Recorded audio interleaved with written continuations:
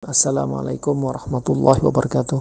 Ahibati fillah, umur kita layaknya pulsa bagi gadget kita, pulsa bagi HP kita. Ada saatnya pulsa akan habis. Begitu pula umur kita dalam kehidupan akan ada waktunya semakin berkurang hingga kita dicabut nyawa kita oleh Allah Subhanahu wa taala. Dan umur yang kita gunakan ini akan ditanya oleh Allah Subhanahu wa taala, untuk apa digunakan? Harta untuk apa digunakan? Kesehatan untuk apa digunakan?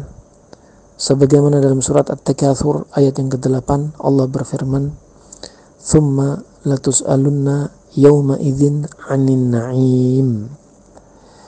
Dan kemudian sesungguhnya kamu nanti pasti akan ditanya pada hari itu tentang kenikmatan, yaitu yang Allah berikan, termasuk nikmat sehat, nikmat waktu luang, dari nikmat dari harta, dan nikmat umur kita. Untuk apa digunakan? Aktivitas Anda, aktivitas saya, ya, jangan sampai dilalaikan, jangan sampai dicatat di sisi Allah sebagai kemaksiatan, jangan sampai dicatat di sisi Allah sesuatu yang sia-sia, tidak ada nilai pahala, juga dia walaupun bukan termasuk dosa. Seperti semisal aktivitas saya dan Anda ketika olahraga, jangan jadikan aktivitas yang sekedar mubah, tapi jadikan nilai pahala di sisi Allah Subhanahu wa taala. Karena ada hal-hal yang dicintai Nabi SAW, bahkan disebutkan Nabi SAW, dan itu menjadi pahala tersendiri.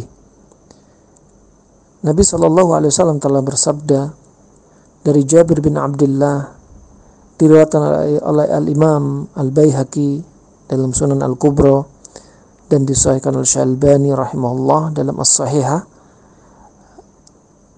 nomor 313, dan diriwayatkan yang selainnya pula dalam sabda beliau, kullu syai'in laisa min dzikrillah fahuwa lahwun aw sahwun illa arba'a khisalin masyur rajuli bainal ghardaini ay al-marma wa ta'dibuhu farasahu wa mula'abatuhu ahlahu wa ta'limuhu as-sibahah.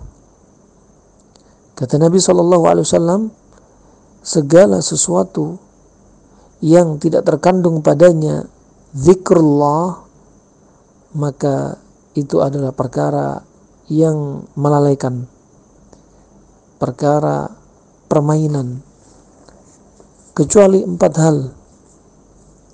Kecuali di sini bukan berarti dibatasi sebenarnya 4 hal ini, tapi ada perkara yang lainnya yang juga disebutkan Nabi SAW dan dicintai Nabi SAW. Adapun dalam hadis ini 4 hal, masyu ar-rajuli bainal ghardaini ayal marma, yaitu berjalannya seseorang, berlarinya seseorang, itu untuk memanah, termasuk sunnah memanah. Bahkan Nabi SAW dalam riwayat Imam Muslim nomor 1919, Nabi sudah mengingatkan akan bahayanya meninggalkan skill memanah bagi mereka yang sudah memiliki keahlian. Kata beliau, man alima ar-rami thumma tarakahu falaysa minna au qad asa. Barang siapa yang mempunyai ilmu memanah kemudian sengaja dia tinggalkan ilmu tersebut, maka dia bukanlah dari golongan kami, kata Nabi, atau bahkan dia telah berbuat maksiat. Ini wasiat Nabi, memanah. Bukan berarti sebagaimana dikatakan sebagian orang, memanah itu adalah termasuk olahraga kuno, Karena di zaman sekarang orang sudah pakai senjata organik yang dari jarak jauh bisa melumpuhkan musuh. Ini adalah syubhat. Ya, bahkan memanah tetap bagian dari sunnah. Tetap bagian dari sunnah. Sebagaimana disebutkan oleh Syekh kami bahwasanya nanti pada akhir zaman munculnya Dajjal tidak menggunakan kendaraan, dan alat-alat peperangan bisa kembali kepada alat di masa lalu seperti panah, tombak, dan mereka kembali lagi menggunakan tunggangannya dengan hewan. Ya, bisa jadi disebabkan karena di muka bumi diratakan oleh Dajjal, yang Dajjal berjalan di muka bumi seperti jalannya awan yang membawa hujan yang begitu cepat, merusak semua daerah di muka bumi kecuali Makkah dan Madinah karena dijaga oleh para malaikat. Dan bisa jadi pula bahan bakar dari dalam perut bumi sudah habis, sudah kering. Tidak ada pesawat terbang, tidak ada mobil, tidak ada kendaraan bermotor, juga tidak ada senjata roket, senjata organik. Bisa jadi mereka kembali ke panah. Tetap memanah adalah bagian dari sunnah. Dan berlatih menggunakan senjata juga termasuk bagian dari seperti memanah.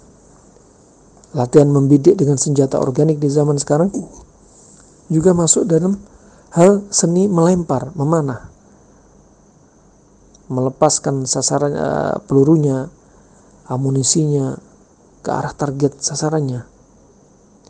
Baik mereka berlatih dengan jenis olahraga dengan menggunakan airsoft gun, atau mungkin berlatih dengan senjata organik yang sudah difasilitasi oleh pihak militer misalkan, dengan prosedurnya, maka ini bisa jadi bagian dari sunnah.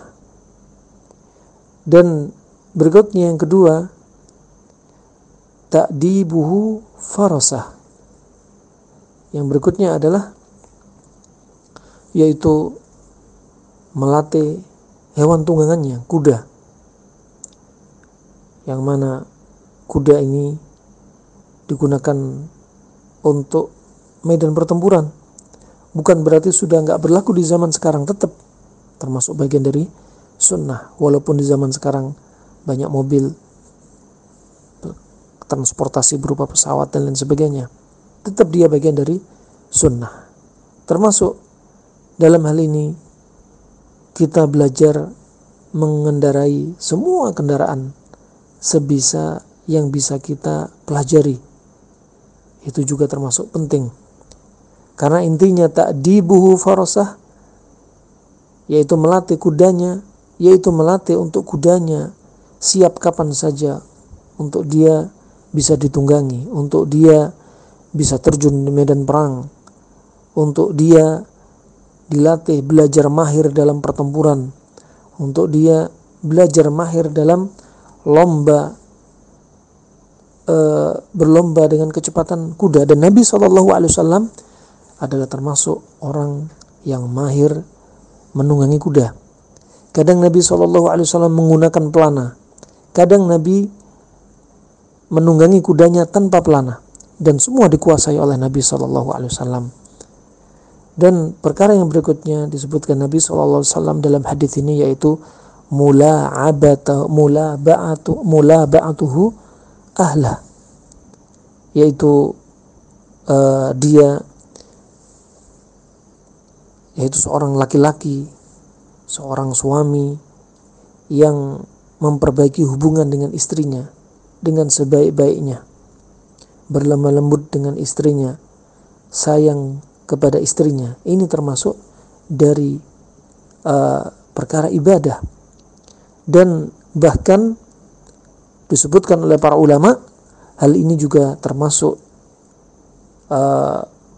inda ardi anil jima' wa muqaddimatihi, yaitu termasuk dalam hal ketika hendak mendatangi istrinya sebelum hubungan intim, yaitu bermain-main dengan istrinya atau dikenal dengan foreplay. Berdasar dengan hadis ini mereka mengatakan sunnah. Wallahu a'lam bishawab. Di antaranya yang lain mengatakan tidak sampai masuk dalam sunnah. Alhasil, berbaik, hubungan baik dengan istri, berlemah lembut dengannya adalah hal yang terpuji dan bernilai ibadah. Rahimani wa rahimakumullah.